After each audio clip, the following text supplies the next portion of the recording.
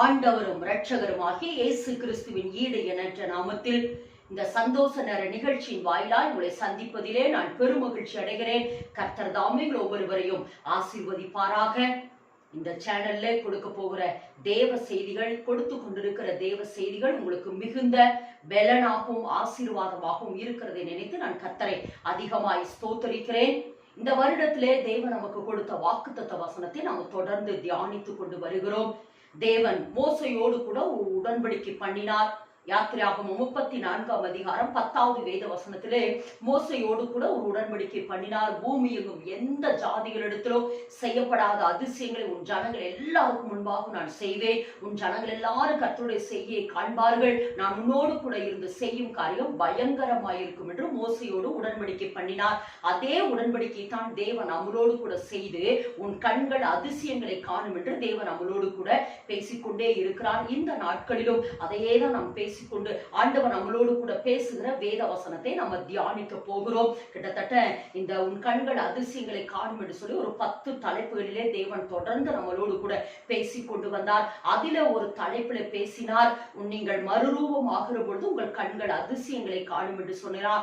அதுல ஒரு 10 தலைப்புகளிலே பேசினார். நீங்கள் எப்படியெல்லாம் மறுரூபமாக வேண்டும் என்று, ஜெபத்தினாலே எப்படி மறுரூபமாக வேண்டும், வசனத்தினாலே நீங்கள் எப்படி மறுரூபமாக வேண்டும், பரிசுத்தத்தினாலே நீங்கள் எப்படி மறுரூபமாக வேண்டும், அடுத்து ஞானஸ்தானத்தினாலே நீங்கள் எப்படி மறுரூபமாக வேண்டும், சந்தோஷத்தினாலே நீங்கள் எப்படி மறுரூபமாக வேண்டும், சமாதானத்தினாலே நீங்கள் எப்படி மறுரூபமாக வேண்டும் என்று சொல்லி தொடர்ந்து தேவன் நம்மளோடு கூட பேசிக்கொண்டே வந்தார். கடந்த வாரத்திலும் கூட உடன்படிக்கையின் மூலமாய் எங்களோடு கூட என்னோடு கூட மறுரூபமாகுங்கள் என்று ஆண்டவர் நம்மளோடு கூட பேசினார். உடன்படிக்கையினாலே நீங்கள் என்னோடு மறுரூபமாகுங்கள் என்று ஆண்டவர் நம்மோடு கூட பேசினார். ஒருவேளை இதற்கு முந்தின செய்திகளை எல்லாம் நீங்கள் கேட்க வேண்டும் என்று சொன்னால் ஜாக்லின் ஜான்சன் என்ற பேஸ்புக்கிலும் ஹார்ட் ஆஃப் ஜீசஸ் என்ற சேனலுக்குள்ளும் நீங்கள் போய் பார்ப்பீர்கள் என்று சொன்னால் இதற்கு முந்தின தேவ செய்திகள் எல்லாம் பேசப்பட்டிருக்கும். அதாவது ஒரு கிறிஸ்துவ வாழ்க்கையினுடைய அடிப்படையிலிருந்து அல்லது அந்த அடித்தளத்திலிருந்து அல்லது அந்த அஸ்திபாரத்திலிருந்து நாம் எப்படி வளர வேண்டும், கிறிஸ்துவுக்குள் எப்படி வளர வேண்டும், எது முக்கியம் என்கிற அநேக வேத வசனங்களை கொண்டு ஆவியானவர் நம்மளோடு கூட பேசின வார்த்தைகளை தான் நான் உங்களோடு கூட பகிர்ந்திருக்கிறேன். அதனால் நீங்கள் இதற்கு முந்தின செய்திகளை எல்லாம் நீங்கள் போய் பார்க்கிற பொழுது அதுல ஒரு பெரிய தெளிவை நீங்கள் பார்ப்பீர்கள். தயவு செய்து நீங்கள் பார்க்கிறது மாத்திரமல்ல, நீங்கள் இந்த செய்தி அநேகருக்கு தயவு செய்து நீங்க ஷேர் பண்ணுங்க. ஏன்னா இன்றைய நாட்களில சத்தியம் இல்லாததுபடினாலே ஜனங்கள் சோர்ந்து போய் இருக்கிறார்கள். அநேகருடைய ஆத்துமாக்கள் மண்ணோடு கூட ஒட்டி கொண்டிருக்கிறது. அப்ப கர்த்தருடைய வசனம் தான் அவர்களை உயிர்ப்பிக்கும். அதனால தயவு செய்து நீங்கள் பார்க்கிறது மாத்திரமல்ல, இந்த வேத வசனங்களை அநேகருக்கு நீங்க ஷேர் பண்ணுங்க. நீங்க ஷேர் பண்ற பொழுது நீங்கள் செய்கிற ஒரு பிரதான ஊழியம் இந்த ஊழியம் தான். நீங்கள் ஒருவரை எழுப்புகிற பொழுது, அந்த வசனத்தினாலே அவர்களை எழுப்புகிற பொழுது அவர்களை கர்த்தருக்குள் நீங்கள் நிலைநிறுத்துகிறீர்கள், அல்லது அவர்களை கர்த்தருக்குள் நீங்கள் கட்டுகிறீர்கள். அதனால் தயவு செய்து நீங்கள் பார்க்கிறது மாத்திரமல்ல, இது அநேகருக்கு இந்த யூடியூப் சேனல் வழியாய் அநேகருக்கு நீங்க ஷேர் பண்ணுங்க. நிச்சயமாலுமே கர்த்தர் உங்களை மகிமைப்படுத்துவார். அவர்களும் உங்களுக்காய் தேவனை துதிப்பார்கள். நீங்கள் ஷேர் பண்ணுவதோடு ஒருவேளை இந்த சேனலை நீங்கள் சப்ஸ்கிரைப் செய்யாமல் இருப்பீர்கள் என்று சொன்னால் நீங்கள் தயவு செய்து இந்த சேனலை சப்ஸ்கிரைபர் செய்யும்படி உங்களை அன்போடு கூட நான் கேட்டுக்கொள்கிறேன். கர்த்தர் தாமே உங்கள் ஒவ்வொருவரையும் ஆசீர்வதிப்பாராக. கடந்த வாரத்திலே உடன்படிக்கையினாலே மறுரூபமாகுங்கள் என்று சொல்லி தேவன் நம்மளோடு கூட பேசினார். இந்த வாரத்திலும் தேவன் நம்மளோடு கூட என்ன பேசுகிறார் என்பதை வேதத்திலிருந்து நம்ம வாசிப்போம். அப்போஸ்தலனாகிய பவுல் எபேசியருக்கு எழுதின நிருபம் 3ஆம் அதிகாரம் 16வது வேத வசனத்தை வாசிக்கிற பொழுது, நீங்கள் அவருடைய ஆவியினாலே உள்ளான மனுஷனில் வல்லமையாய் பலப்படவும். இந்த இடத்துல வாசிக்கிறோம், நீங்கள் அவருடைய ஆவியினாலே உள்ளான மனுஷனில் வல்லமையாய் பலப்படுங்கள் என்று.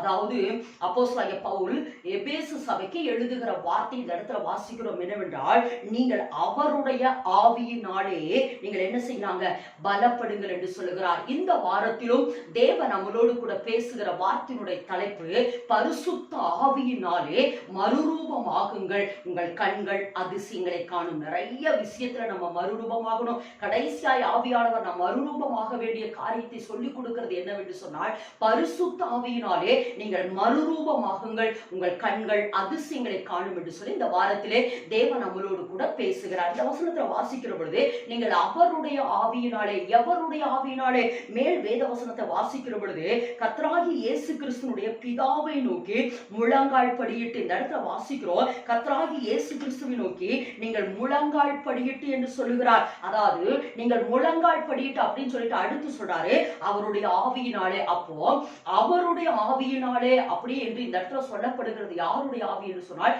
பிதாவினுடைய ஆவியினாலே, அதாவது தேவனுடைய ஆவியினாலே. நம்ம நினைக்கிறோம் பரிசுத்தாவி என்பது ஒரு வேற, தேவன் வேற, இயேசு கிறிஸ்து வேற, பரிசுத்தாவியானவர் வேற என்று சொல்லுகிற இல்ல.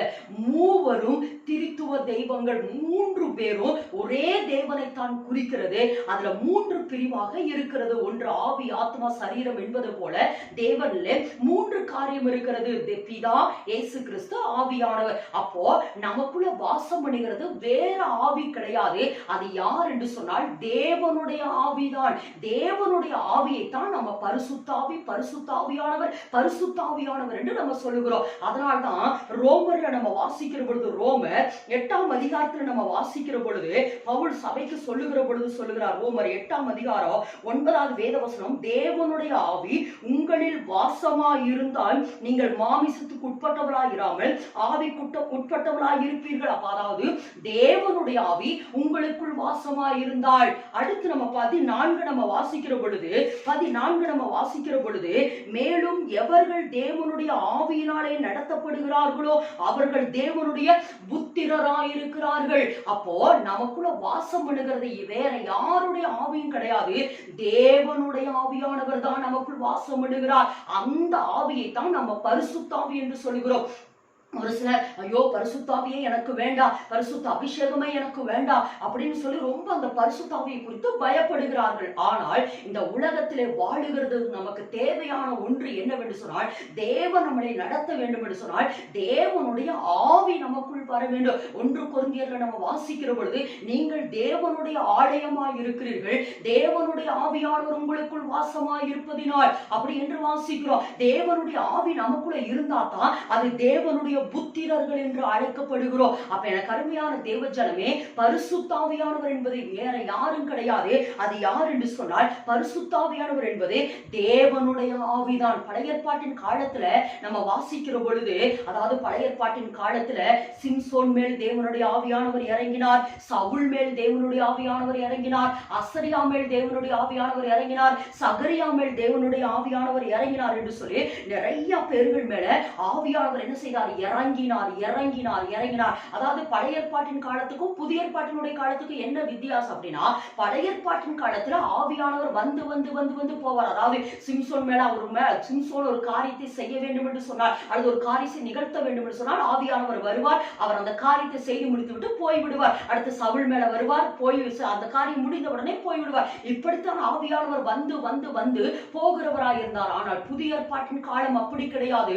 நிரந்தரமாக, அதாவது இயேசு கிறிஸ்துவினுடைய ரத்தத்தினாலே நம்ம எப்ப பரிசுத்தமாக்கப்பட்டோமோ, இயேசு கிறிஸ்துவினுடைய ரத்தத்தினாலே நமக்கும் தேவனுக்கும் இருந்த அந்த பிரிவினை நீக்கி 2 பேரையும் சமாதானப்படுத்தினது எப்பொழுதோ அப்பவே இயேசு கிறிஸ்துவின் நிமித்தம் நமக்கு இந்த நித்திய மீட்பு உண்டானது நிமித்தம் பரிசுத்த ஆவியானவர் நமக்குள்ளே நிரந்தரமாய் தங்கி கொண்டிருக்கிறார். பரிசுத்தாவியானவர் நமக்குள்ளே நிரந்தரமாய் வாசம் பண்ணி கொண்டிருக்கிறார். அதனால் தான் வாசிக்கிறோம், தேவனுடைய ஆவி உங்களுக்குள் வாசமாய் இருக்கிறபடினாலே நீங்கள் தேவனுடைய புத்திரர்களாய் இருக்கிறீர்கள் என்று வேதத்துல நம்ம வாசிக்கிறோம். சரி, தேவனுடைய ஆவி நமக்கு எதுக்கு வேணும் அப்படின்னு சொன்னா, தேவனுடைய ஆவியானவர் நமக்கு எதுக்கு வேணும்னா, ஒன்று இந்த உலகத்திலே, இந்த பிரபஞ்ச அந்த உலகத்திலே, இந்த பொல்லாத ஆவியினுடைய உலகத்திலே பிசாசு நம்மளை ஒருபோதும் பரிசுத்தமாய் வாழுகிறதுக்கு விட மாட்டா.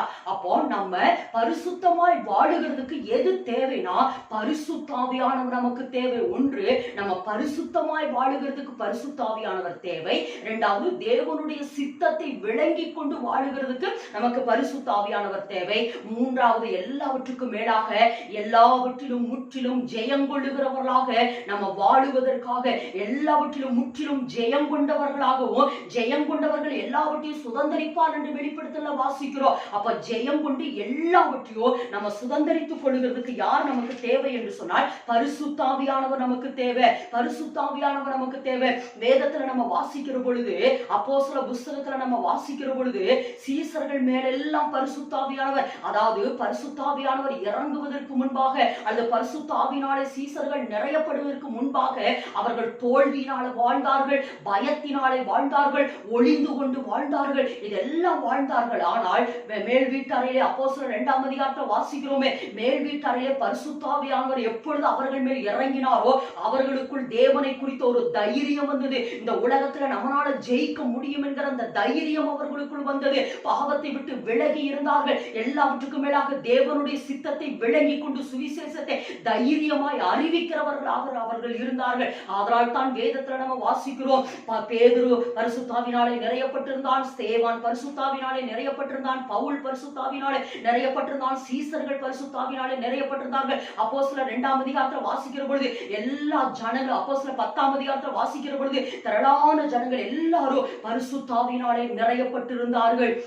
எல்லாவற்றுக்கும் மேலாக ஆண்டவராகிய இயேசு கிறிஸ்து இந்த பூமியில வாழ்ந்த பொழுதும் கூட அவர் பரிசுத்தத்தினாலே பரிசுத்த ஆவியானவராலே நிறைந்திருந்தார், நிறையப்பட்டவராக இருந்தார் என்று வேதத்துல வாசிக்கிறோம். அதனால் தான் இயேசு கிறிஸ்துவை குறித்து அறிமுகப்படுத்துகிற ஏசாயா தீர்க்கதரிசியில வாசிக்கிற பொழுது, ஏசாயா 61:1 வாசிக்கிற பொழுது, கர்த்தராகிய தேவனுடைய ஆவியானவர் என் மேல் இருக்கிறார், கர்த்தராகிய தேவனுடைய ஆவியானவர் என் மேல் இருக்கிறார், சிறுமைப்பட்டவர்களுக்கு சுவிசேஷத்தை அறிவிக்க கர்த்தர் என்னை தெரிந்து கொண்டார் என்று இயேசு கிறிஸ்துவை குறித்து சொல்லப்படுகிறது. அதே காரியத்தை தான் மத்தேயுவிலும் நம்ம வாசிக்கிறோம். அவர் என்னை நிரப்பி இருக்கிறார், தேவனுடைய ஆவியானவர் என் மேல் இருக்கிறார் என்று இயேசு கிறிஸ்து அடிக்கடி சொல்கிறார். அதனால் தான் வாசிக்கிறோம், அவர் பரிசுத்த ஆவியினாலே நிறையப்பட்டவராய் இருந்தார், பரிசுத்த ஆவியினாலே அவர் வனாந்தரத்துக்கு கொண்டு போகப்பட்டார், பரிசுத்த ஆவியானவர் அவரை பலப்படுத்தினார், பரிசுத்த ஆவியானவர் அவரை தேற்றினார் என்றெல்லாம் வேதத்துல வாசிக்கிறோம். அதாவது ஆண்டவராகிய இயேசு கிறிஸ்துவை இந்த பொல்லாத உலகத்துல வாழுகிறதற்கு பரிசுத்த ஆவியானவர் தேவை என்று சொன்னார். ஒன்று பரிசுத்தமாய் வாழுவதற்கு, இரண்டாவது தேவ சித்தத்தை விளங்கி கொண்டு வாழுகிறதற்கு, எல்லாவற்றுக்கும் மேலாக சிலுவையின் முடிவு பரியந்தமும் அவர் ஜெயித்தவராய் நின்றதற்கு காரணம் என்னவென்று சொன்னார், பரிசுத்த ஆவியானவர் அவரை பலப்படுத்தினார். அதாவது தேவனுடைய ஆவியானவர் அவரை பலப்படுத்தி இருந்தார், தேவனுடைய ஆவியானவர் அவரை பலப்படுத்தி இருந்தார். என கருமையான தேவ ஜனமே, இயேசு கிறிஸ்துவுக்கே இந்த உலகத்துல வாழுகிறதுக்கு பரிசுத்த ஆவியானவர் தேவை என்று சொன்னார். பாவியான நம்மளுக்கு பரிசுத்த ஆவியானவர் எவ்வளவு முக்கியம் உள்ளவராய் இருக்கிறார், எவ்வளவு முக்கியம் உள்ளவராய் இருக்கிறார். இன்றைக்கு அதிகம் நமக்கு தேவை, பரிசுத்த ஆவியானவர் அதிகமாய் நமக்கு தேவை. பரிசுத்த ஆவியானவர் வேதத்துல நம்ம வாசிக்கிற பொழுது சீசர்கள் எல்லாரும் பரிசுத்தாவினாலே நிறையப்பட்டபடினால் தாங்க கர்த்தருக்காக சாட்சியாய் வாழ முடிந்தது. எவ்வளவு அவருக்கு நெருக்கங்கள் வந்தது, உபத்திரவங்கள் வந்தது, பவுலுக்கெல்லாம் பிரச்சனைக்கு மேல பிரச்சனைகள் வந்தது, மரணங்கள் வந்தது, மரணம் கொடுக்கிறதான சேதங்கள் வந்தது, அநேக பசி பட்டினி வியாதி உபத்திரம் எல்லாம் வந்தது. ஆனால் எல்லாவற்றிலும் பவுல் ஜெயித்ததுக்கு காரணம் என்னவென்று சொன்னால், பரிசுத்தாவியானவர் அவரை பலப்படுத்தி கொண்டே இருந்தார், பரிசுத்தாவியானவர் அவரை பலப்படுத்தி கொண்டிருந்தார். பவுலை பரிசுத்தாவியானவர் நிரப்பிக் கொண்டே இருந்தார். அதனால் தான் பவுல் சொல்லுகிறார், நிறைய இடங்களில சொல்லுகிறார், நான் ஆசியாவுக்கு போகாதபடி பரிசுத்தாவியானவர் என்னை தடை பண்ணினார், அந்த இடத்துக்கு போகாதபடி பரிசுத்தாவியானவர் என்னை தடை பண்ணினார், இந்த இடத்திற்கு போகும்படி பரிசுத்தாவியானவர் என்னை ஏவினார் என்று சொல்லி பரிசுத்த ஆவியினாலே அவர் நடத்தப்பட்டபடியினால்தான் எத்தனை உபத்திரவங்கள் வந்தாலும் அவர் நிலைத்திருந்து தேவனுடைய சித்தத்தை முடித்தவராய் இயேசு கிறிஸ்துவை போல எல்லாம் முடிந்தது என்று சொல்லுகிற அளவுக்கு பவுல் சொல்லுகிறாரே, நல்ல போராட்டத்தை போராடினேன், ஓட்டத்தை முடித்தேன் என்று சொல்கிறாரே. காரணம் என்ன? பரிசுத்த ஆவியானவராலே அவர் நிறைக்கப்பட்டிருந்தார், பரிசுத்த ஆவியினாலே அவர் நிறைந்திருந்தபடியினாலதாங்க இந்த உலகத்தில் அவரால் வெற்றியுள்ள ஒரு வாழ்க்கை வாழ முடிந்தது. எனக்கு அருமையான தேவ ஜனமே, இன்னைக்கு பரிசுத்த ஆவியானவர் நமக்கு தேவை, இன்னைக்கு பரிசுத்த ஆவியானவர் நமக்கு தேவை. இன்னைக்கு ஆவியானவர் நம்மளை உந்துகிறார், அல்லது ஆவியானவர் நம்மளை பலப்படுத்த விரும்புகிறார். நம்மளை பலப்படுத்துகிறது பரிசுத்த ஆவியானவர். இயேசு கிறிஸ்துவுக்கே பரிசுத்த ஆவியானவர் தேவை என்று சொன்னார். நமக்கு அதிக முக்கியமாய் இருக்கிறார், அதிக முக்கியமாய் இருக்கிறார். தென்கொரியாவிலே உலகிலேயே மிகப்பெரிய சபை, அதாவது தென்கொரியாவிலே மிகப்பெரிய சபை ஒன்று. இரண்டாவது, உலகிலேயே மிகப்பெரிய சபை எங்கு இருக்கிறது என்று சொன்னால் தென்கொரியாவில் தான் இருக்கிறது. உலகிலேயே மிகப்பெரிய சபை எங்கு இருக்கிறது என்று சொன்னால் தென்கொரியாவில் தான் இருக்கிறது. அந்த சபையை ஸ்தாபித்த அன்பு தாசன் பால் யாங்கிசு அவர்கள் சொல்லுகிற ஒரு வார்த்தை என்னவென்று சொன்னால் பரிசுத்தாவியானவரை குறித்து தான் அதிகமாய் சொல்லுகிறார். அதாவது அவர் சொல்லுகிறார் கிட்டத்தட்ட 10 லட்சம் ஆத்துமாக்கள் அவருடைய சபைகளிலே இருக்கிறார்கள். அவருடைய அனுபவத்தை குறித்து சொல்லுகிற பொழுது அவர் சொல்லுகிறார், என்னுடைய தனிப்பட்ட விஷயத்திலே அல்லது என் குடும்பத்திலே அல்லது என்னுடைய ஊழியத்திலே என்னுடைய சபையிலே நான் இன்றைக்கும் வரைக்கும் நான் வெற்றியுள்ளவனாய் வாழ்ந்து கொண்டிருக்கிறதுக்கு ஒரே காரணம் பரிசுத்தாவியானவர். அப்படி என்றால் என்ன சொல்லுகிறார் என்றால் என்னுடைய வெற்றிக்கு காரணமே பரிசுத்தாவியானவர் தான். என்னுடைய வெற்றிக்கு காரணமே பரிசுத்தாவியானவர் தான். அதாவது ஒரு 3000 ஜனங்கள் அவருடைய சபைக்கு வந்த உடனே அவருக்குள்ள ஒரு திருப்தி வந்தது. எனக்கு ஒரு 3000 விசுவாசிகள் வந்து விட்டார்கள் போதும் என்று சொல்லி அவர் உட்கார்ந்து விட்டாரா? ஆனால் ஆவியானவர் அவரை உந்துதல் பண்ணினாரா?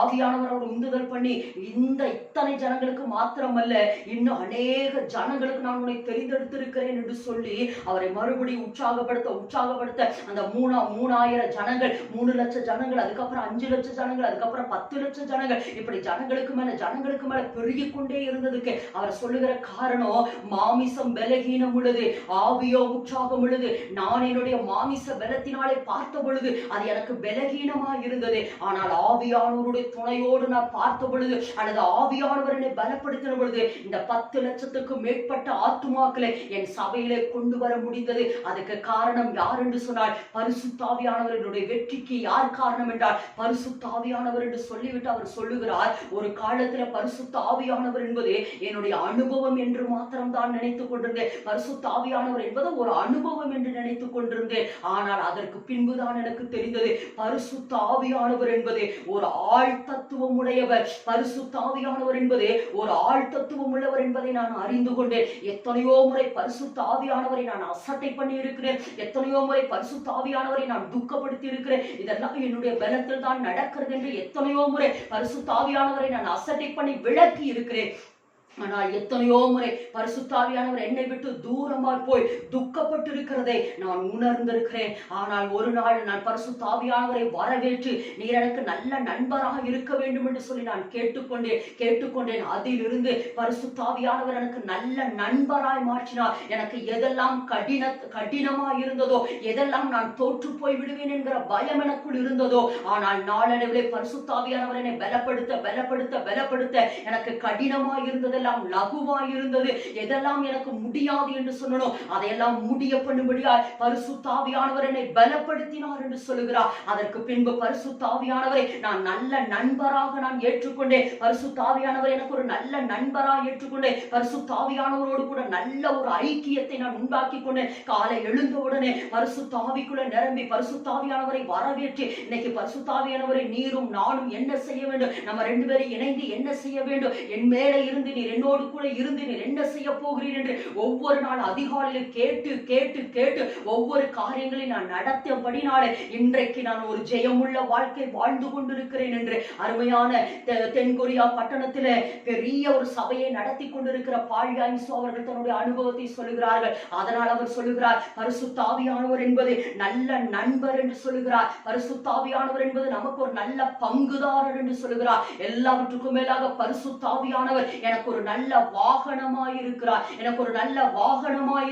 நான் பரிசுத்த ஆவியானவர் மேல் ஏறி அமர்கிற பொழுது பரிசுத்த ஆவியானவர் என்னை எங்கெல்லாம் கொண்டு போகிறாரோ அங்கெல்லாம் ஒரு பெரிய ஒரு மாற்றங்கள் அல்லது பெரிய அற்புத அடையாளங்கள் நடக்கிறதை நான் கண்டிருக்கிறேன். பரிசுத்த ஆவியானவர் சொன்னார், ஜப்பான் தேசத்திலே நான் உனக்கு 1 கோடி ஆத்துமாக்களை தருவேன் என்று சொன்னார். அதே போல நான் ஜெபித்துக் கொண்டே இருந்த பரிசுத்த ஆவியானவர் என்னோடு கூட கிரியை செய்து எனக்கு 1 கோடி ஆத்துமாக்களை தந்தார் என்று சொல்லுகிறார். எனக்கு அருமையான தேவ ஜனமே, ஒருவேளை நீங்களும் ஒருவேளை உங்க வாழ்க்கையில தோற்று போய் ஒருவேளை நீங்கள் ஊழியக்காரராக இருப்பீர்கள் என்றால் உங்க ஊழியத்துல ஒருவேளை உற்சாகம் இல்லாம ஒருவேளை உங்க ஊழியத்துல தோய்ந்து போய் இனி ஒன்றுமே கிடையாது என்று சொல்லி ஒருவேளை சோர்ந்து போய் இருக்கிறீர்களா? ஒருவேளை நீங்கள் பரிசுத்த ஆவியானவரை அசட்டை பண்ணி கொண்டிருக்கிறீர்களா? பரிசுத்த ஆவியானவர் என்பது அது ஒரு அனுபவம் என்று சொல்லி பரிசுத்த ஆவியானவரை துக்கப்படுத்தி கொண்டிருக்கிறீர்களா? இன்றைக்கு பரிசுத்த ஆவியானவரை வரவேற்று நீங்களும் தேவனுடைய பாதத்தை நீங்கள் காத்திருக்கிற பொழுது பரிசுத்த ஆவியானவரை நீர் என்னையும் நிரப்ப நிரப்பும், பரிசுத்த ஆவியானவரே நீர் என்னையும் நிரப்பும், பரிசுத்த ஆவியானவரே நீர் என்னையும் நிரப்பும் என்று நீங்கள் கேட்கிற பொழுது பரிசுத்த ஆவியானவர் நிச்சயமாய் உங்களை நிரப்ப போகிறார். வேதத்துல வாசிக்கிற பொழுது பேதுரு பரிசுத்தாவியை பெற்றுக்கொள்வதற்கு முன்பாக ஜனங்களோடு கூட பேசுகிற பொழுது பயந்து பயந்து பேசினார், அல்லது ஜனங்களை இவனை குற்றப்படுத்துவதால் பேசினார். ஆனால் பரிசுத்தாவியானவரை பெற்றதற்கு பின்பு பேதுரு எழுந்து பிரசங்கித்த பொழுது 3000 ஜனங்கள் 5000 ஜனங்கள் ரட்சிக்கப்பட்டார்கள். ஏன் பேதுருடைய வாயிலிருந்து புறப்பட்ட அந்த வார்த்தை ஜனங்களை ரட்சித்தது. பேதுருவை கொண்டு கர்த்தர் பெரிய காரியத்தை செய்தார். பேதுருவனுடைய நிழலிலும் கூட பரிசுத்தாவியானவர் இருந்தபடினால் தான் பேதுரு நடந்து போகையில் பரிசுத்த ஆவியானவர் பேதுருவினுடைய நிழலை கொண்டு அநேகரை சுகமாக்கினார். எனக்கு அருமையான தேவஜனமே, எனக்கு ஆவியானவர் உங்களை பார்த்து சொல்லுகிறார், ஆவியானவர் உங்களுக்குள் வர வேண்டும் என்று விரும்புகிறார். ஆவியானவர் உங்களுக்கு வேண்டும் என்று அவர் விரும்புகிறார். ஆவியானவர் உங்களை பார்த்து சொல்லுகிறார், நான் உனக்குள் வரப்போகிறேன், நான் உன்னை கொண்டு பெரிய காரியத்தை செய்ய போகிறேன், உன்னை கொண்டுதான் திரளான ஜனங்களை ரட்சிக்க போகிறேன், உன்னை கொண்டுதான் இந்த தேசத்தை நான் எழுப்ப போகிறேன் என்று சொல்லுகிறார். நீங்கள் எப்பொழுது பரிசுத்த ஆவியானவரை வரவேற்கிறீர்களோ, அல்லது எப்பொழுது பரிசுத்த ஆவியானவரே நீர் எனக்குள் வர வேண்டும், நான் உம்மோடு ஐக்கியமாக இருக்க விரும்புகிறேன், நீர் எனக்கு ஒரு நல்ல நண்பராயிரும், நீர் எனக்கு ஒரு நல்ல பங்குதாரராயிரும், நீர் எனக்கு ஒரு நல்ல வாகனமாயிரும் என்று சொல்லி நீங்க எப்பொழுது பரிசுத்த ஆவியானவரை வரவேற்கிறீரோ அப்பொழுது பரிசுத்த ஆவியானவர் நிச்சயமாய் உங்களோடு கூட இருந்து உங்கள் பார்வைக்கு எதெல்லாம் கடினமாய் இருக்கிறதோ, உங்கள் பார்வைக்கு எதெல்லாம் ஒருவேளை முடியாது என்று ஒதுக்கி விட்டீர்களோ அதையெல்லாம் ஆவியானவர் மறுபடியும் உங்களை கொண்டு பெரிய காரியத்தை செய்ய போகிறார். ஆதலால் ஒருவேளை வேதத்துல வாசிக்கிறோமே, தாகம் உள்ளவன் மேல் தண்ணீரையோ வறண்ட நிலத்தின் மேல் ஆறுகளை ஊற்றுவேன் என்று ஆவியானவர் சொல்லி இருக்கிறாரே. ஆதலால் தாகத்தோடு கூட பரிசுத்தாவியானவரை நீ நிரப்பும், பரிசுத்தாவியானவரை நீ நிரப்பும் என்று சொல்லுங்கள். வேதத்துல வாசிக்கிறோமே, உன்னதத்திலிருந்து ஆவி ஊற்றப்படும் மட்டும் அது அப்படியே இருக்கும், பின்பு வனாந்தரம் செழிப்பாக மாறும் என்று வேதத்துல வாசிக்கிறோமே. அப்ப நீங்க கேளுங்க, உன்னதத்திலிருந்து ஆவி பரிசுத்த ஆவியானவர் உங்க வாழ்க்கையில ஊற்றப்படுகிற வரைக்கும் உங்க வாழ்க்கை வனாந்தரமாயிருக்கும், ஒருவேளை அவாந்தர வெளியாயிருக்கும். ஆனா பரிசுத்த ஆவியானவர் உங்களுக்குள் வந்து விட்டால் உங்கள் வாழ்க்கை செழிப்பாக மாறும். ஆதலால் ஆவியானவரே நீர் எனக்குள் வாரும் என்று சொல்லுங்கள். அருமையான பாழியாயிசு அவர்கள் சொல்லுகிறார்கள், என் பரிசுத்த ஆவியானுடைய அபிஷேகத்தை பெறுவதற்கு முன்பு என்னுடைய சபையில் இருக்கிற எல்லா ஜனங்களும் மிகவும் வறுமையிலும் தரித்திரத்திலும் நோயிலும் கிடந்தார்கள். ஆனால் நான் எப்பொழுது பரிசுத்த ஆவியானவரை பெற்றுக்கொண்டேனோ அதற்கு பின்பு நான் பரிசுத்த ஆவியானவரை நிறையப்பட்டு அநேகருக்காய் ஜெபிக்கிறேன், அவர்களும் பரிசுத்த ஆவியானவரை பெற்றுக்கொள்ள வேண்டும் என்று சொல்லி அவர்களை நான் உந்துதல் படுத்துகிறபடினால் அவர்கள் விரும்பி பரிசுத்த ஆவியானவரை கேட்கிற பொழுது அவர்களும் பரிசுத்த ஆவியானவரை நிரப்பப்படுகிறார்கள். நிரப்பப்பட்ட அவர்களும் ஜெபிக்க ஜெபிக்க இன்றைக்கு என் சபையில் இருக்கிற ஏராளமான ஜனங்கள் இன்றைக்கு ஆஸ்தியும் ஐஸ்வர்யம் உள்ளவர்களாக இருக்கிறார்கள். என் சபைக்கு வருகிற ஜனங்கள் முதலெல்லாம் சைக்கிள்ல 2 வீலர்ல வருவாங்க. ஆனால் இப்பொழுது என் சபையில கார் நிறுத்தப்படுவதற்கு கூட இடமில்லாதபடி அத்தனை எல்லா ஜனங்களும் கார்ல வருகிறார்கள். காரணம் என்னவென்று சொன்னால் பரிசுத்த ஆவியானவர் வருகிற பொழுது அங்கு செழிப்பும் வருகிறது என்று சொல்லி பாழியாயிசு அவர்கள் தன்னுடைய அனுபவத்தை சொல்லுகிறார்கள். எனக்கு அருமையான தேவஜனமே, திரும்பவும் சொல்லுகிறேன், உன்னதத்திலிருந்து ஆவி ஊற்றப்பட மாட்டாது, அப்படியே இருக்கும், பின்பு வனாந்தரம் செழிப்பாக மாறும். நீங்கள் ஆவிக்குள்ள நிரம்பி ஜெபிக்க ஜெபிக்க ஜெபிக்க ஜெபிக்க பரிசுத்த ஆவியானவர் உங்களை நிரப்புவார். நிரப்புகிறது மாத்திரமல்ல, உங்க எல்லைகளுக்கு இருக்கிற தரித்திராவி வியாதியினுடைய கொடூரங்களை ஆவியானவர் விலக்கி விட்டு உங்களை சுகமாய் தங்க பண்ணுகிறதுக்கு அவர் வல்லமையுள்ளவராயிருக்கிறார். எனக்கு அருமையான தேவஜனமே, இந்த இடத்துல நம்ம வாசிக்கிறோம், அதாவது ஏன் நமக்குள் பரிசுத்த ஆவியானவர் வாசம் பண்ண வேண்டும், ஏன் நமக்குள் பரிசுத்த ஆவியானவர் இன்றைக்கு வரைக்கும் வாசம் பண்ணி கொண்டிருக்கிறார். அதாவது ஒரு காரியத்தை சொல்ற, பரிசுத்த ஆவியானவர் என்பது ஒரு பொக்கிஷம். இந்த 45 நிமிடத்துல நான் பரிசுத்த ஆவியானவரை குறித்து உங்களுக்கு ஆழமும் உயரமும் அகலமுமாய் பேசி முடித்திடவே முடியாது. ஏனெனில் பரிசுத்த ஆவியானவர் வேதாகம் முழுவதும் தேவனையும் தேவனை குறித்த பரிசுத்த ஆவியும் குறித்து தான் பேசி கொண்டிருக்கிறது. இந்த உலகத்துல ஜெயிக்கிறதுக்கு நம்ம பரிசுத்த ஆவியானவர் தேவை. அதனால் 45 நிமிஷத்துல பரிசுத்த ஆவியானவரை குறித்து உங்களோடு கூட பேச முடியாது, ஏனெனில் அவர் பொக்கிஷம். ஆனால் ஒரு 3 காரியத்தை ஏன் நமக்கு பரிசுத்த ஆவியானவர் தேவை என்கிறத ஒரு 3 காரியத்துல சுருக்கமாய் சொல்லி அல்லது ஒரு அண்டர்லைன் மாத்திரம் பண்ணி உங்களுக்காக நான் ஜெபிக்க விரும்புகிறேன். வேதத்துல வாசிக்கிற பொழுது ஏன் நமக்கு பரிசுத்த ஆவியானவர் தேவை என்று சொன்னால், வேதத்துல நம்ம வாசிக்கிற பொழுது அப்போஸ்தலனாகிய பவுல் ரோமருக்கு எழுதின நிருபம் 5ஆம் அதிகாரம் 5வது வேதவசனத்தை நம்ம வாசிப்போம் என்றால், அப்போஸ்தலனாகிய பவுல் ரோமருக்கு எழுதின நிருபம் 5ஆம் அதிகாரம் 5வது வேதவசனத்தை வாசிக்கிற பொழுது, மேலும் நமக்கு அருளப்பட்ட பரிசுத்த ஆவியினாலே தேவ அன்பு நம்முடைய இருதயங்களில் ஊற்றப்பட்டிருக்கிறபடினால் அந்த நம்பிக்கை நம்மளை வெட்கப்படுத்தாது. இந்த இடத்துல வாசிக்கிறோம், மேலும் நமக்கு அருளப்பட்ட பரிசுத்த ஆவியினாலே தேவ அன்பு நம்ம இருதயங்களில ஊற்றப்பட்டிருக்கிறது. அதாவது நிறைய பேர் சொல்லுகிற ஒரு வார்த்தை என்ன தெரியுமா? எனக்கு தேவனை நேசிக்க தெரியல, தேவனை என்னால அன்பு செலுத்த தெரியல, தேவனை எப்படி தொழுது கொள்றதுன்னு தெரியல, தேவனை எப்படி எனக்கு ஆராதிக்கிறதுன்னு தெரியல, அவரிடத்துல எப்படி அன்பா இருக்கிறதுன்னு எனக்கு தெரியலன்னு சொல்லி அநேக ஜனங்கள், தேவனை நான் இன்னும் நேசிக்க என்ன செய்யணும், தேவனை நேசிக்க நான் இன்னும் என்ன செய்யணும்னு சொல்லி அநேகர் கேள்வி கேட்கிறீங்க. இதுக்கு வேதம் நமக்கு கொடுக்கிற பதில் என்ன தெரியுமா? பரிசுத்த ஆவியினாலே தேவனுடைய அன்பு நம்ம இருதயங்களில் ஊற்றப்பட்டிருக்கிறது. அதாவது தேவனை நமக்கு நேசிக்க தெரியல, மண்ணான இந்த பொக்கிஷத்துல தேவனை நேசிக்க நமக்கு தெரியல. ஆனால் தேவனை நேசிக்கிறதுக்கு, தேவனை தொழுது கொள்ளுகிறதுக்கு, தேவனை ஆராதிக்கிறதுக்கு நமக்கு கற்றுக் கொடுக்கிறவர் யார் என்று சொன்னால் பரிசுத்த ஆவியானவர். பரிசுத்த ஆவியானவர் தேவனை நேசிக்கிறதுக்கு நமக்கு கற்றுக் கொடுக்கிறது யார் என்று சொன்னால் பரிசுத்த ஆவியானவர். அப்போ நம்ம அதிகாலையில எழும்பி தேவ பிரசன்னத்துல வந்து முதல்ல தேவனை நம்ம நேசிக்கணும், தேவனை நம்ம தொழுது கொள்ளணும், தேவனை ஆராதிக்கணும். அப்ப நம்ம அதிகாலையில தேவ பிரசன்னத்துக்குள்ள வந்த உடனே நம்ம பாட்டுக்கு நம்மளுடைய விண்ணப்பங்களை அப்படியே வாய்ப்பாடு ஒப்பிக்கிறது போல ஒப்பிக்க கூடாது. முதலாவது, ஆவியானவரே உம்மை நான் வரவேற்கிறேன், ஆவியானவரே உம்மை நான் வரவேற்கிறேன், ஆவியானவரே உம்மை நான் வரவேற்கிறேன், தூய ஆவியானவரே உம்மை நான் வரவேற்கிறேன். நீர் வந்து தேவனை நேசிக்கிறதுக்கு எனக்கு கற்றுக் கொடுங்க. அல்லது தேவனை பிரியப்படுத்துகிற பாடல்கள், தேவனை பிரியப்படுத்துகிற ஆராதனை நான் அவருக்கு செலுத்துறதுக்கு நீங்க எனக்கு உதவி செய்ய. பரிசுத்த ஆவியானவரை வாங்க, நம்ம 2 பேரும் சேர்ந்து நம்ம தேவனை ஆராதிக்கலாம் என்று சொல்லி முதலாவது நீங்கள் என்ன செய்யணும்னா தேவனை தொழுது கொள்ளுகிறது, தேவனை ஆராதிக்கிறத பரிசுத்த ஆவியானவரோடு கூட இணைந்து நீங்கள் செய்கிற பொழுது அந்த ஆராதனையிலே தேவ பிரசன்னம் உங்களை நிரப்பி இருக்கும். நிறைய நேரங்கள் என்னுடைய ஜப நேரத்துல அல்லது அதிகாலை ஜபத்துல சோர்ந்து போய் அல்லது தூக்க வர மாதிரி இருக்கும். ஆனா ஆவியானவருமே வரவேற்கிறேன், ஆவியானவருமே வரவேற்கிறேன் என்று சொல்ல சொல்ல சொல்ல கொஞ்ச நேரத்துல தேவ பிரசனம் என்னை மூடுகிறத நிறைய நேரம் உணர்ந்திருக்கிற, என்னையே மறந்து நிறைய நேரங்கள் தேவனை நான் ஆராதித்து இருக்கிற என் ஆவியில உணர்ந்திருக்கிற.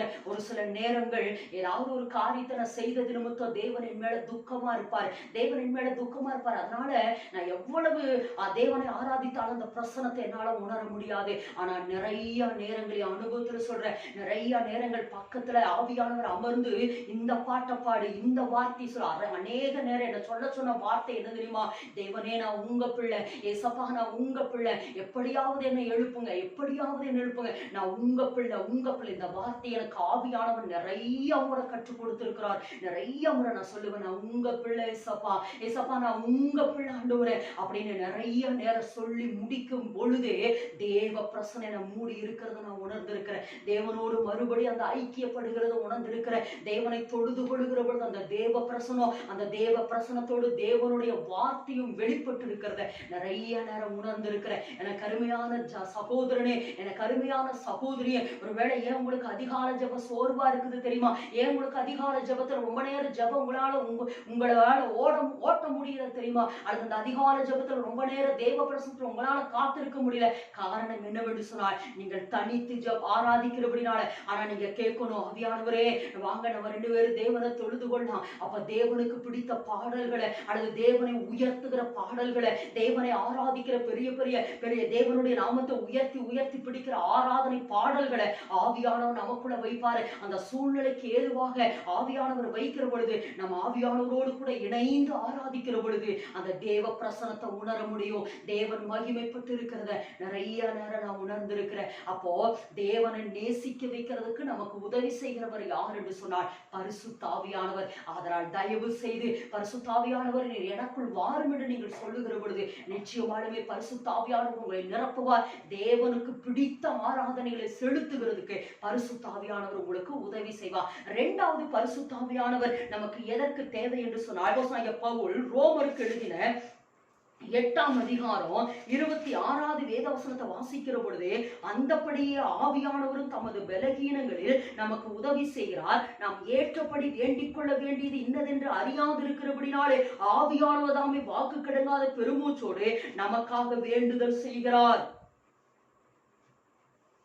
இந்த இடத்துல நம்ம வாசிக்கிற பொழுது நம்மளுடைய பலகீனத்துல உதவி செய்கிறவர் பரிசுத்த ஆவியானவர். நம்ம பலகீனத்துல ஒன்று இந்த இடத்துல நம்ம வாசிக்கிற பொழுது நம்மளை தேவனை ஆராதிக்க வைக்க அல்லது தேவனை நேசிக்க வைக்கிறதுக்கு உதவி செய்கிற பரிசுத்த ஆவியானவர். இந்த இடத்துல வாசிக்க நம்ம பலகீனத்துல உதவி செய்கிறாரா? ஒருவேளை நம்ம அதிகாலையில தேவ சமூகத்துல வந்த உடனே நமக்கு ரொம்ப பலகீனமா இருக்கலாம். அப்ப அந்த பலகீனத்துல நமக்கு உதவி செய்கிறவர் பரிசுத்த ஆவியானவர். ஒருவேளை நம்ம இன்னும் பாவத்திலிருந்து வெளியே நம்ம இன்னும் பலகீனத்தில் இருக்கிறோம். அந்த பலகீனத்துல நம்ம பாவத்திலிருந்து வெளியே வருகிறதுக்கு ஒருவேளை ஜெபிக்க முடியாம இருக்கலாம். ஜெபிக்கிறதுக்கு நமக்கு உதவி செய்யறதுக்கு வேதத்தை வாசிக்க முடியாம இருக்கலாம். பரிசுத்தமாய் வாழ முடியாம இருக்கலாம். இதில் எல்லாம் நமக்கு உதவி செய்கிறவர் யாருன்னா பரிசுத்த ஆவியானவர். உதவி செய்கிறவர் என்பது ஒரு ஹெல்பர் என்ற அர்த்தம். ஹெல்பர் என்ற அர்த்தம். அதாவது பரிசுத்த ஆவியானவர் நமக்கு உதவி செய்கிற ஹெல்பரா இருக்கிறாராமாங்க. நம்ம இந்த உலகத்துல திரும்ப திரும்ப சொல்ற இந்த உலகத்துல இந்த 3 காரியம்: ஒன்று பரிசுத்தமாய் வாழுகிறதுக்கு, 2வது தேவ சித்தத்தை நிறைவேற்றி முடிக்கிறதுக்கு, 3வது ஜெயம் கொண்டவரா இந்த உலகத்துல வாழ்கிறதுக்கு, எல்லா விதத்திலும் பரிசுத்த ஆவியானவர் நமக்கு ஒரு ஹெல்பரா இருக்கிறாரா, நமக்கு ஒரு உதவி செய்கிறவரா இருக்கிறாரா. அதனால்தான் அந்த தேவ மனுஷன் சொல்றார், ஆவியானவர் எனக்கு பங்குதாரர் என்று சொல்லுகிறார். ஒருவேளை நான் பாவத்துல விழுந்துட்டேன், இந்த காரியத்துல விழுந்துட்டு, ஒருவேளை நான் இன்னும் ஜெபிக்கல, இன்னும் நான் வேதத்தை வாசிக்கல, இதெல்லாம் சொல்லி சொல்லி சொல்லி சொல்லி உங்களே இன்னும் பலவீனப்படுத்தாதீங்க. நீங்க ஒரு வார்த்தை சொல்லணும், இது என்னுடைய பலகீனம். தாவீது அடிக்கடி சொல்லுகிறார், இது என்னுடைய பலகீனம் ஆண்டவரே, இது என்னுடைய பலகீனம் என்று சொல்லுகிற பொழுது ஆவியானவர் அவரை பலப்படுத்த. அப்ப நீங்க சொல்லணும், எனக்கு ஜெபிக்க முடியல ஆவியானவர், இது என்னுடைய பலகீனம். எனக்கு ரொம்ப தூக்கம் வருது, இது ஒரு பலகீனம். ரொம்ப நான் சாப்பிடுறேன், இது என்னுடைய பலகீனம். எனக்கு இந்த பலகீனத்துல உதவி செய்யுங்கள் என்று நீங்க கேட்கிற பொழுது ஆவியானவர் உங்களுக்கு உதவி செய்வார். நிறைய நேரங்களில ஒருவேளை உங்க டயர்ட்ல நீங்க பெட்ல படுத்திருக்கலாம். ஆனா நிறைய நேரங்கள் எனக்குள்ள நான் உணர்ந்திருக்கிறேன், ஆவியானவர் எனக்குள் விண்ணப்பம் பண்ணி கொண்டிருக்கிறத நிறைய நேரங்கள் நான் உணர்ந்திருக்கிறேன். ஏன்னா என் ஆவி, என்னுடைய சரீரம் பலகீனம் அடைஞ்சிரும், ஆனா என்னுடைய ஆவி உற்சாகமா ஆவியானவரோடு கூட இணைந்து விண்ணப்பம் பண்ணுகிறத நிறைய நேரங்கள் நான் உணர்ந்திருக்கிறேன். எனக்கு அருமையான தேவஜனமே, பலகீனத்துல நமக்கு உதவி செய்கிறவராய் இருக்கிறார். அடுத்து பாருங்க, நம்ம வேண்டிக் கொள்ள வேண்டியது இன்னதென்று அறியாதிருக்கிறபடினாலே பரிசுத்த ஆவியானவர் நமக்காக வாக்கு கிடங்காத பெருமூச்சோடு பிதாவினிடத்தில் அவர் மன்றாடுகிறவராய் இருக்கிறார் என்று வேதத்துல வாசிக்கிறோம். அதாவது என்னன்னா, நம்ம வேண்டிக் கொள்ள வேண்டியது இன்னதென்று அறியல. நம்மளுடைய ஒருவேளை நம்ம கணவனுடைய ரட்சிப்புக்காக, பிள்ளைகளுடைய ரட்சிப்புக்காக, இந்த தேசத்துக்காய், பட்டணத்துக்காய், குடும்பத்துக்காய், நம்மளுடைய பரிசுத்தத்துக்காக நமக்கு நாமே ஜெபிக்க தெரியலைங்க. ஆனா நமக்காக வேண்டுதல் செய்கிற பரிசுத்த ஆவியானவர் பெருமூச்சோடு கூட வேண்டுதல் செய்கிறாரா? ஒரு சம்பவம் ஞாபகத்திற்கு வருகிறது. ஒரு இஸ்லாமிய பெண்ணு ஏசப்பாவை ஏற்றுக்கொண்டுட்டான். அவ வாலிப வயதிலிருந்து அவளுக்குள்ள ஒரு தீர்மானம் இருந்தது. என்ன தீர்மானம்னா, ஆண்டவரே எனக்கு எப்படியாவது ஒரு நல்ல உம்மை அறிந்த மகனை எனக்கு கணவனா தாங்க, உம்மை அறிந்த மகனை எனக்கு கணவனா தாங்க ஜெபித்துக் கொண்டே இருந்தா. ஆனா சூழ்நிலை இவளுக்கு வேற மாதிரி அமைஞ்சிருச்சு. அவர்கள் வீட்டார்கள் பார்த்த மாப்பிள்ளையவே இவ திருமணம் பண்ண வேண்டிய ஒரு நிர்பந்தத்துக்குள்ள அவ தள்ளப்பட்டுட்டான். திருமணம் செஞ்சுட்டான். ஆனா அந்த கணவர் சொல்லியிருந்தாரு, ஜீசஸை குறிச்சோ இதெல்லாம் நிறைய காரியத்தை அவர் ஷேர் பண்ற பொழுது சொன்னா, கிறிஸ்தவர்களை கண்டாலே எனக்கு பிடிக்காது, ஜீசஸை எனக்கு பிடிக்காது என்று சொல்லி அந்த கணவன் சொன்னா. இதை கேட்ட அந்த வாலிப சகோதரி ரொம்ப நொறுக்கப்பட்டவனா, ஆண்டவரே நான் எத்தனையோ இடத்துல ஜெபித்திருந்தேனே, எனக்கு இப்படிப்பட்ட கணவர் தான் வேண்டும் என்று, எனக்கு இப்படிப்பட்ட கணவரை நீர் கொடுத்து விட்டீர் என்று எவ்வளவோ நாள் அவர் அழுதிருக்கிறார். அதற்கப்புறம் என்ன நடந்தது? அந்த கணவன் குடித்து விட்டு இந்த மகளை அடிக்க ஆரம்பித்தான், வேதனைப்படுத்த ஆரம்பித்தான், துன்புறுத்த ஆரம்பித்தான். ஆனால் இந்த மகள் ஏசப்பாவை விடல, நம்மிடத்தில் ஒப்பு கொடுத்திருக்கிறது காத்துக்கொள்ள வல்லமையுள்ளவரா இருக்கிறேன் என்று ஜெபித்துக் கொண்டே இருந்தாள். ஒரு நாள் அந்த கணவன் இந்த சகோதரியை அடித்து விட்டு, குடித்து விழுந்து அடித்து விட்டு போய்விட்டார், வீட்டை விட்டு போய்விட்டார். அவர் வீட்டை தாண்டி கொஞ்சம் தூரம் போன உடனே யாரோ ஒருவர் அவருடைய கண்ணத்தை அரைவது போல இருந்ததா. திரும்பி சுற்றுமுற்றும் பார்த்த பொழுது ஒருத்தரையும் காணோம். ஆனா ஒரே ஒரு சத்தம், திரும்பி வீட்டுக்கு போய்ங்கிற ஒரு சத்தம் கேட்டது. உடனே இந்த கணவர் என்ன செஞ்சாரா, திரும்பி வீட்டுக்குள்ள வந்தாரா. வீட்டுக்குள்ள வந்த பொழுது அந்த வீட்டுக்குள்ள அந்த சகோதரி கண்ணீரோடு கூட அழுது விண்ணப்பம் பண்ணி கொண்டிருந்தாளா, ஜெபம் பண்ணி கொண்டிருந்தாளா, ஜெபம் பண்ணி கொண்டிருந்தாளா. அந்த இடத்துல என்ன நடந்ததுன்னா, அந்த மகள் ஒரு இஸ்லாமிய பெண்ணாக இருந்தாள். ஆனால் அவள் அந்நிய பாஷையில் அவள் ஜெபிக்க ஜெபிக்க ஜெபிக்க என்ன நடந்தது அப்படின்னு சொன்னா, இந்த மகளுக்கு அதாவது இந்த மகள் அந்நிய பாஷையில ஜெபிக்கிறான், இந்த மகள் அந்நிய பாஷையில ஜெபிக்கிறாள் என்றுதான் இவளுக்கு தெரியும். ஆனால் இவள் பேசிக் கொண்டிருந்த ஒரு தெலுங்கு பாஷையை பேசிக் கொண்டிருந்தாள். இந்த தெலுங்கு பாஷை இந்த மகளுக்கு தெரியாது என்று கணவனுக்கு தெரியும். ஆனா இந்த தெலுங்கு பாஷை கணவனுக்கு தெரியும். அந்த தெலுங்கு பாஷையில கணவனுக்கு சுவிசேஷம் அறிவிப்பது போல ஆவியானவர் அந்த மகளுடைய நாவோடு கூட இணைந்து பேசிக் கொண்டிருந்தார். அடுத்து ஆவியானவர் அந்த கணவனை கடிந்து கொள்வது போல, இனிமேல் இந்த மகளை நீ துன்புறுத்தினாய் என்று சொன்னார், உன் ஜீவனை நான் எடுத்து விடுவேன் என்று சொல்லி துன்புறுத்து ஆவியானவர் அந்த சகோதரனோடு கூட, இனி இந்த மகளை துன்புறுத்தினார், நான் உன்னை துன்புறுத்துவேன் என்று சொல்லி ஆவியானவர் தெலுங்கில் அந்த மகளுடைய வாயோடு கூட இருந்து அந்த கணவனுக்காய் பேசிக் கொண்டிருந்ததை கேட்டவுடனே இவர் நினைத்தான், என் மனைவிக்கு உண்மையாலுமே தெலுங்கு பாஷை தெரியாது, ஆனால் இந்த வார்த்தையை பேசுகிறார் என்றால் இது தேவனுடைய சக்தி தான் என்று சொல்லி உடனே அந்த மனைவியுடைய காலை பிடித்து கதற ஆரம்பித்தான். என்னை மன்னித்து விடு, இனிமேல் உன்னை துன்புறுத்த மாட்டேன் என்று ஒப்பு கொடுத்து இன்றைக்கு கணவனும் மனைவியாக சேர்ந்து கர்த்தருடைய ஊழியத்தை செய்து கொண்டிருக்கிறார்கள். எதற்கு சொல்லுகிறேன் என்று சொன்னால், நம்ம வேண்டிக் கொள்ள வேண்டியது இன்னதென்று அறியாமல் இருக்கிறபடினால பரிசுத்த ஆவியானவர் நமக்காக வேண்டுதல் செய்கிறார். ஒருவேளை கணவனுடைய ரட்சிப்புக்கு, பிள்ளைகளுடைய ரட்சிப்புக்கு, ஒருவேளை பட்டணத்துக்கு, தேசத்துக்கு, அதற்கு தான் சொல்றோம் அந்நிய பாஷையில ஜெபிங்க, அந்நிய பாஷையில ஜெபிங்க. அந்நிய பாஷை எதுக்கு அந்நிய பாஷையில ஜெபிக்க சொல்றோம்?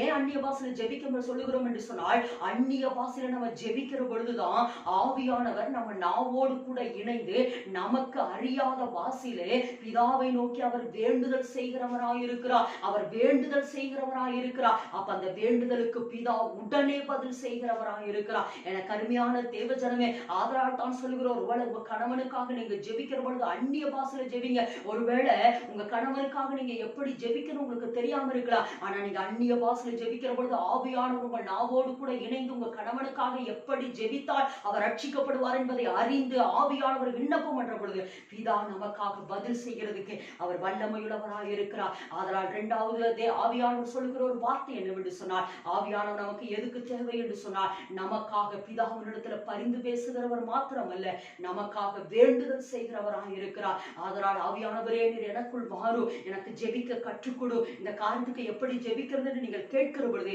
நிச்சயமாலுமே ஆவியானவர் உங்களுக்கு கற்றுக் கொடுப்பார். மூன்றாவது ஆவியானவர் நமக்கு எதற்கு தேவை என்று சொன்னால், 1 கொரிந்தியர் 2 அதிகாரம் 10வது வேத வசனத்துல வாசிக்கிற பொழுது, 10ஆம் வேத வசனத்தை வாசிக்கிற பொழுது, நமக்கோ தேவன் அவைகளை தமது ஆவியினாலே வெளிப்படுத்தினார், அந்த ஆவியானவர் எல்லாவற்றையும் தேவனுடைய ஆழங்களையும் ஆராய்ந்திருக்கிறார். அதாவது எதுக்கு நமக்கு பரிசுத்த ஆவியானவர் தேவை என்று சொன்னால், முதலாவது தேவனை நேசிக்க வைக்க பரிசுத்த ஆவியானவர் தேவை. இரண்டாவது நமக்கு பலகீனங்களை உதவி செய்து நமக்கு விண்ணப்பம் பண்ணுகிறதுக்கு பரிசுத்த ஆவியானவர் தேவை.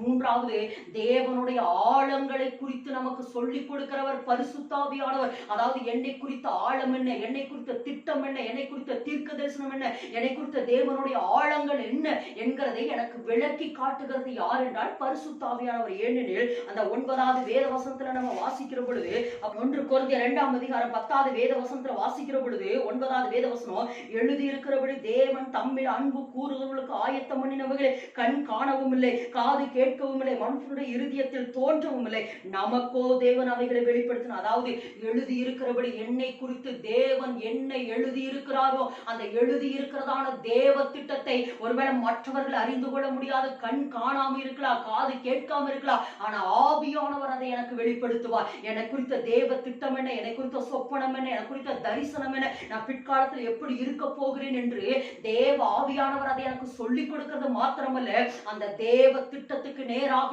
என்னை வழி நடத்தி கொண்டு போகிறவரும் பரிசுத்த ஆவியானவர் தான். ஆதலால் தான் நம்ம அந்நிய பாஷையில ஜெபிக்கிறவராய் இருக்கணும், ஆவியில நிரம்பி நம்ம ஜெபிக்கிறவராய் இருக்கணும். ஏனெனில் அப்படி ஜெபிக்கிற பொழுதுதான் தேவ திட்டங்களை தேவன் நமக்கு சொல்லிக் கொடுத்து, அந்த ஆவியானவர் நமக்கு சொல்லிக் கொடுத்து அந்த தேவ திட்டத்துக்கு நேராக நம்மளை வழி நடத்துகிறவராய் இருக்கிறார்.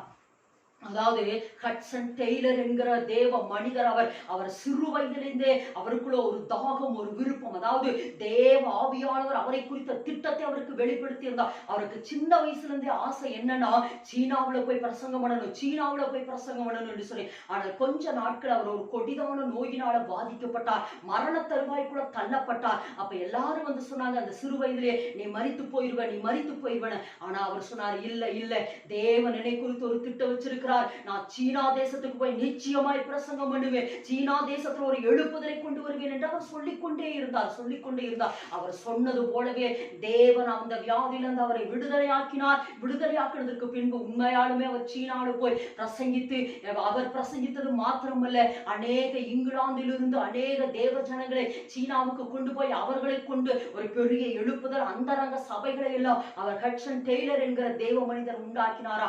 எதுக்கு சொல்றேன்னா, உங்களை குறித்த தேவ திட்டத்தை ஒருவேளை நீங்க கேட்கலாம், என் எதிர்காலம் எப்படி இருக்குதுன்னு. ஆனா அதை வெளிப்படுத்துகிறத பரிசுத்த ஆவியானவர் வேதத்துல வாசிக்கிறோம். யோசேப்பு அவன் 17 வயதாக இருக்கிற பொழுது அவனை குறித்த ஒரு சொப்பனத்தை ஆவியானவர் அவனுக்கு வெளிப்படுத்தினார். அதற்கு மாறாக எல்லாமே நடந்தது. குழியில தள்ளப்பட்டான், விற்கப்பட்டான், விலங்கிடப்பட்டான், அடுத்து சிறையில தள்ளப்பட்டான், அவன் குற்றவாளியாக நியமிக்கப்பட்டான், நிறைய பிரச்சனை சந்தித்தான். அப்படி இருந்து அவன் துக்க முகமாய் இருக்கவில்லை. காரணம் என்னவென்று சொன்னால், என்னை குறித்த ஒரு தேவ திட்டம் உண்டு, என்னை குறித்த ஒரு சொப்பனம் உண்டு, என்னை குறித்த ஒரு தரிசனம் உண்டு. நிச்சயமா இந்த சொப்பனத்தையும் தரிசனத்தையும் தேவன் என்னை கொண்டு நிறைவேற்றுவார் அந்த விசுவாசம் அவருக்குள்ள இருந்தது. ஆதலால் தான் பார்வோன் சொல்கிறார், தேவ ஆவியை பெற்ற இந்த மனுஷனை போல வேற ஒரு மனுஷனும் இல்லை என்று சொல்கிறாரே. காரணம் என்னவென்று சொன்னால், யோசேப்புக்குள்ள தேவ திட்டத்தை குறித்து தேவ ஆவியானவர் அவருக்கு வெளிப்படுத்தி இருந்தார். அந்த திட்டத்தை நோக்கி பயணம் செய்தார், அந்த திட்டத்திலே தைரியமாக இருந்தார், அந்த திட்டத்திலே உறுதியாக இருந்தார். தேவ ஆவியானவர் அந்த திட்டத்தை நடத்துகிறதுக்காக அவரோடு கூட வேதத்துல வாசிக்கிற சிறைச்சாலையிலும் தேவன் அவரோடு கூட இருந்தார். காரணம் என்ன? அந்த திட்டம் அவர் மேல இருக்கிறபடினால. எனக்கு அருமையான தேவ ஜனமே, திரும்பவும் நான் உங்களுக்கு சொல்லுகிறேன், உங்களை குறித்த ஒரு தேவ திட்டத்தை நீங்கள் விளங்கிக் கொள்ள வேண்டும் என்று சொன்னால் நிச்சயம் பரிசுத்த ஆவியானவர் உங்களுக்கு தேவை. பரிசுத்த ஆவியானவர் உங்கள் மேல் வருகிற பொழுது உங்களை குறித்த தேவ திட்டத்தை வெளிப்படுத்துவார். வெளிப்படுத்துறது மாத்திரமல்ல, அவன் தேவ திட்டத்துக்கு நேராக உங்களை வழி நடத்துவார். அதனால் தயவு செய்து பரிசுத்த ஆவியானவருடைய அபிஷேகத்துக்காக அதிகமாய் ஜெபியுங்கள். பரிசுத்த ஆவியானவர் உங்களுக்குள் வர வர வர நிச்சயமாலுமே உங்களுக்கு ஆவியானவர் மறுரூபத்தை கொடுப்பார். உங்கள் கண்கள் அதிசயங்களை காணும். திரும்பவும் சொல்கிறேன், இந்த 45 நிமிடத்துல பரிசுத்த ஆவியானவர் குறித்தெல்லாம் பேச முடியாது. அவர் ஒரு பொக்கிஷம். அவரை பற்றி பேச பேச பேச நேரங்களே நமக்கு போதாது. அதனால் நான் ஆவியானவர் எனக்கு கற்றுக் கொடுத்த கொஞ்சத்தை உங்களுக்கு சொல்லி கொடுத்திருக்கிறேன். இன்னும் நீங்க வேதத்தை வாசிங்க. நிச்சயமாலுமே பரிசுத்த ஆவியானவரை குறித்த வெளிப்பாட்டை பரிசுத்த ஆவியானவர் உங்களுக்கு கொடுத்து உங்கள் மேல் இருக்கிற தெய்வ திட்டத்தை நிறைவேற்றுவார். எல்லாரும் கண்களை மூடி செபிக்கலாம். நேசிக்கிற பரலோக தகப்பனே, ஆசீர்வதிக்கப்பட்ட அருமையான இந்த நேரத்துல ஆண்டவரே, ஆவியானவரே, உம்மை குறித்து நீர் எங்களோடு கூட பேசி இருக்கிறீரே. பரிசுத்த ஆவியினாலே மறுரூபமாகுங்கள் என்று நீர் எங்களோடு கூட பேசி இருக்கிறேன். ஆதலால் இயேசுவின் நாமத்தினாலே பரிசுத்த ஆவியானவரை உமக்குள் நாங்கள் வளர்ந்து நாங்கள் மறுரூபமாக கர்த்தர் எங்களுக்கு உதவி செய்ய நாங்கள் ஜெபிக்கிறோம். பரிசுத்த ஆவியானவரே, நீர் வேண்டும் என்று சொல்லி யாரெல்லாம் இப்பொழுது வாஞ்சிக்கிறார்களோ, பரிசுத்த ஆவியானவரே, நீர் அவர்கள் மேல வருவீராக. பரிசுத்த ஆவியானவரே, நீர் அவர்கள் மேல் நிழலிடுவீராக, அவர்களுக்குள் வாசம் பண்ணுவீராக. நீங்க சொன்னது போல பரிசுத்தமாய் வாழ, தேவ சித்தத்தை நிறைவேற்ற ஜெயம் கொண்டவர்களாய் வாழ, எல்லாவற்றுக்கும் மேலாக எங்கள் மேல் இருக்கிற தேவ திட்டத்தை நிறைவேற்றி முடிக்கிறதுக்கு பரிசுத்த ஆவியானவர் தேவை என்பதை இவர்கள் எல்லாரும் உணர்ந்து உம்மை வாஞ்சிக்கிற பொழுது இவர்களை நிரப்ப வேண்டும் என்று சொல்லி நான் ஜெபிக்கிறேன். பரிசுத்த ஆவியினாலே நிரப்பி இவர்கள் ஒவ்வொருவரையும் மறுரூபமாக்க வேண்டும் என்று சொல்லி ஜெபிக்கிறோம். ஆண்டவரே, உம்முடைய பாசமுள்ள கரங்களுக்குள்ள எல்லாவற்றையும் ஒப்பு கொடுத்து நாங்கள் ஜெபிக்கிறோம். கர்த்தர் நீங்க பொறுப்படுங்க, வழிநடத்துங்க, ஆசீர்வதிப்பீராகப்பா. இயேசுவின் நாமத்தில் ஜெபிக்கிறோம் ஜீவனுள்ள நல்ல பிதாவே. ஆமேன், ஆமேன், ஆமேன். கர்த்தர் தாமே ஒவ்வொருவரையும் ஆசீர்வதிப்பாராக. பரிசுத்த ஆவியினாலே மறுரூபமாகுங்கள். இதற்கு முந்தின செய்திகளை கேட்க வேண்டும் என்று சொன்னால் ஜாக்லின் ஜான்சன் என்ற ஃபேஸ்புக்கிலும் ஹார்ட் ஆஃப் ஜீசஸ் என்ற சேனலிலும் போய் பாருங்கள். இதற்கு முந்தின செய்திகளை கேளுங்கள், மற்றவர்களுக்கு ஷேர் பண்ணுங்கள். இந்த சேனலை நீங்க சப்ஸ்கிரைப் செய்யுங்க. கர்த்தர் தாமே ஒவ்வொருவரையும் ஆசீர்வதிப்பாராக. God bless you.